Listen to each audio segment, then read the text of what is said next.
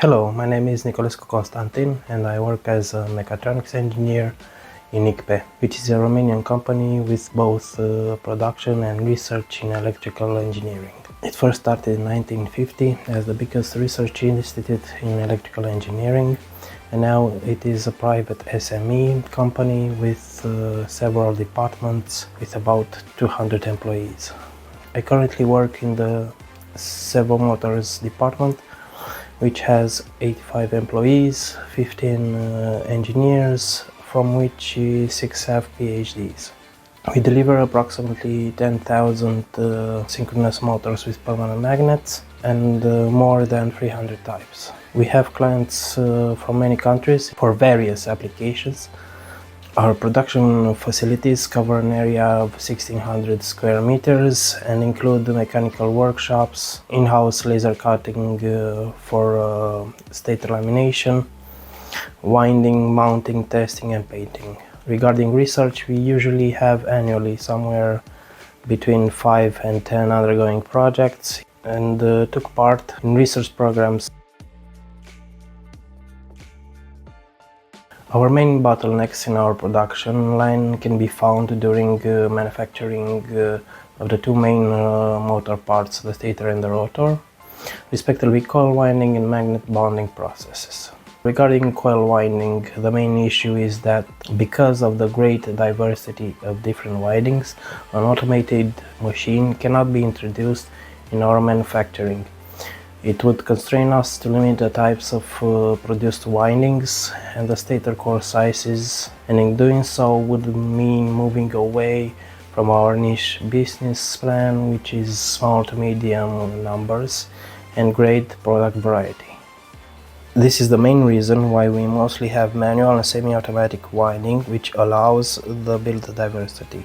As you can guess, the most difficult winding activity is that of in-place tooth winding, which can become cumbersome for an individual, especially when the number of slots and coil turns increase. Also, human error increases. In some cases, in order to increase production, we make the coils on a separate machine and then introduce them at a later time in stators.